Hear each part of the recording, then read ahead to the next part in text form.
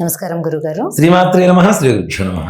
గురుగారు, మే నెలలో వృషభ రాశి వారి గ్రహస్థితి ఎలా ఉందో తెలియజేయండి. ముఖ్యంగా నాన్న వృషభ రాశి వారికి మే నెల వచ్చేసరికి కొన్ని కార్యక్రమాల్లో వాళ్ళు అనుకుంటున్నటువంటి పనులలో ఆటంకాలు ఎక్కువగా ఎదురయ్యేటువంటి పరిస్థితులు కనబడుతున్నాయి. అంతేకాకుండా ఆదాయానికి మించినటువంటి ఖర్చులు, ఆదాయం 100 రూపాయలు వస్తే ఖర్చు 110 రూపాయలు ఎదురు చూసేటువంటి పరిస్థితులు కనబడుతున్నాయి. అలాగే కుటుంబంలో కూడా చిన్న చిన్న గొడవలు, భార్యాభర్తల మధ్య అన్యోన్యం లోపించడం, ఇలాంటివి ఎక్కువ జరిగేటువంటి పరిస్థితులు ఉన్నాయి. దూర ప్రయాణాలు చేయవలసి రావడం, అది కూడాను పిల్లల కోసం అంటే సంతానం కోసం వేరే దూర ప్రయాణాలు చేయవలసి రావడం. అలాగే వృత్తి వ్యాపార వ్యవహారాల్లో బాగానే ఉంటుంది ఆర్థికంగా, కానీ ఉద్యోగాలు చేసేటువంటి వాళ్ళకి, ఇట్లాంటి వాళ్ళకి మాత్రం కొంత నిరాశాజనకంగానే కనపడుతుంది. అందులో విద్యార్థులు కూడా అంత గొప్పగా రాణిస్తారు అనేటువంటి పరిస్థితులు కూడా కనపడలేదు. ఇక్కడ వృషభ రాశి వారి ముఖ్యమైనటువంటి పరిస్థితి ఏంటంటే, వీళ్ళు ఏదైతే ఎదుటి వాళ్ళతో మంచిగా మాట్లాడుతుంటారో వాళ్ళతోనే వైరం వచ్చేటువంటి, గొడవలు వచ్చేటువంటి సమస్యలు కనబడుతుంది. కాబట్టి తగిన జాగ్రత్తలు తీసుకోవడం అనుకుంటే చాలా మంచిది. ఇంట్లో వాళ్ళ అనారోగ్య పరిస్థితి కూడా కొంచెం భయానకమైనటువంటి పరిస్థితి తీసుకెళ్తుంది.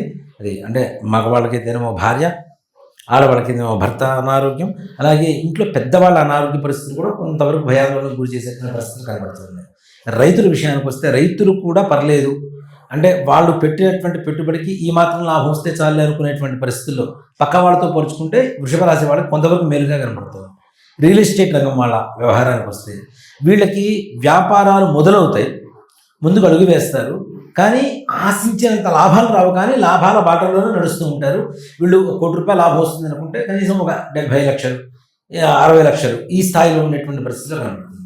సినీ పరిశ్రమ వారి విషయానికి వస్తే వీళ్ళకి కొత్త అవకాశాలు వస్తాయి, కానీ వీళ్ళకు ఉండేటువంటి బద్ధకంతో ఈ అవకాశాలు చేజార్చుకునేటువంటి పరిస్థితులు కనబడుతున్నాయి. కాబట్టి లేజినెస్ని వదిలిపెట్టి, బద్ధకాన్ని వదిలిపెట్టి కొంచెం ఉత్సాహంతో ముందుకు వెళ్తే వీళ్ళు కూడా మంచి పేరు ప్రఖ్యాతులు తెచ్చిపెట్టేటువంటి అవకాశాలు ఉంటాయి. కాబట్టి తగిన జాగ్రత్తలు తీసుకుంటూ ముందుకు వెళ్ళడం అనేటువంటిది మంచిది. రాజకీయ నాయకులు, ఈ రాజకీయ నాయకులు కూడా వీళ్ళకి ఎలా ఉంటుందంటే, చుట్టుపక్కల ఉండేటువంటి జనాలు ఎవరైతే ఉంటారో వాళ్ళని అంటిపెట్టుకుని ఉండేటువంటి వ్యక్తుల వల్ల మోసం ఎదుర్కొనేటువంటి పరిస్థితి.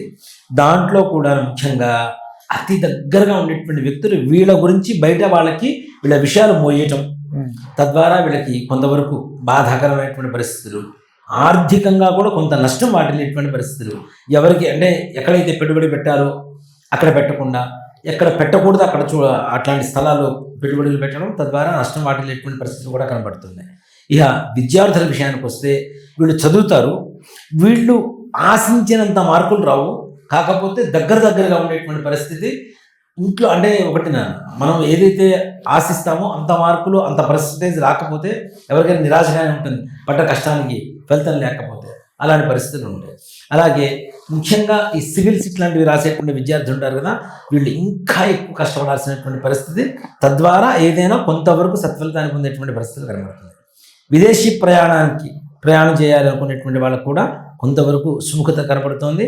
అలాగే దీంట్లో కూడాను 100లో 80% జనాలకి వీసాలు రావడం, అక్కడ కావాల్సినటువంటి లోన్లు అవి ముందుకు రావడం, ఆ విధంగా ముందుకు వెళ్ళేటువంటి పరిస్థితులు కనబడుతూ ఉన్నాయి.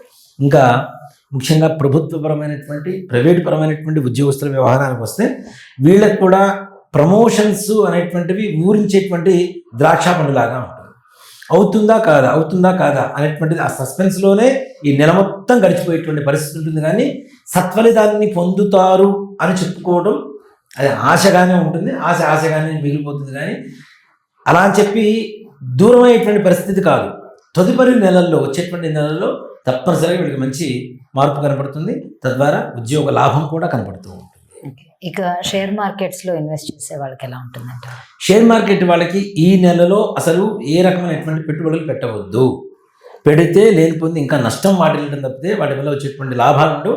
అంతేకాకుండా ఇక్కడ వీళ్ళు ఏం చేస్తూ ఉంటారంటే, వీళ్ళ షేర్ మార్కెట్లో వీళ్ళు పెట్టేటువంటి డబ్బులే కాకుండా పక్క వాళ్ళ డబ్బులు కూడా తీసుకొని పెడుతూ ఉంటారు. తద్వారా కూడా వాళ్ళకు కూడా రుణపడేటువంటి పరిస్థితులు కనబడుతూ ఉన్నాయి. అంటే అవి నష్టపోవడం వల్ల పక్క వాళ్ళ దగ్గర తీసుకున్నప్పుడు వాళ్ళకి ఇవ్వాలి కదా, వాళ్ళతో గొడవలు పట్టడం, వాళ్ళు ఎంతైతే ఇస్తామని చెప్పి ముందుగా మాటిస్తారో అంత ద్రవ్యం ఇవ్వలేకపోవటం, అసలు ఇవ్వలేని పరిస్థితుల్లో, తద్వారా గొడవలు పట్టడం, పరుగు నష్టం వాటిల్లటం, ఇట్లాంటివన్నీ కూడా జరిగేటువంటి పరిస్థితులు బాగా కనబడుతున్నాయి కదా. కాబట్టి తగిన జాగ్రత్త వహిస్తూ ముందుకు వెళ్ళడం అనేటువంటిది మంచిది. మొత్తం మీద చూసుకుంటే మేషరాశి వారి లాగానే వృషభ రాశి వాళ్ళకి కూడా కొంచెం నిరాశాజనకంగా ఉంది అని చెప్పొచ్చు కదా. మరి వీళ్ళకి ఏ దేవతారాధన అయితే బాగుంటుందంటారు ఈ నెలలో? ముఖ్యంగా నాన్న వీళ్ళు ఈ వృషభ రాశి వాళ్ళు వచ్చేసరికి మహాలక్ష్మి అమ్మవారి దేవాలయం లేదు విష్ణుమూర్తి ఆలయం. విష్ణుమూర్తి ఆలయంలో తప్పనిసరిగా అమ్మవారు ఉంటుంది కాబట్టి, లక్ష్మీదేవి ఉంటుంది కాబట్టి విష్ణుమూర్తి ఆలయానికి వెళ్ళి ప్రతి శుక్రవారం కూడా తప్పనిసరిగా అమ్మవారికి అర్చన చేయించండి.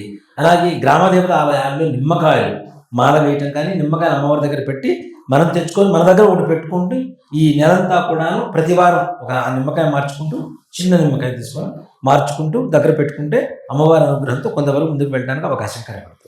ఓకే గురువు గారు, మరి మే నెలలో వృషభ రాశి వారి గ్రహస్థితి ఎలా ఉందో చాలా చక్కగా వివరించినందుకు ధన్యవాదాలు. శ్రీమాత్రే నమః. శ్రీ గురుభ్యో నమః.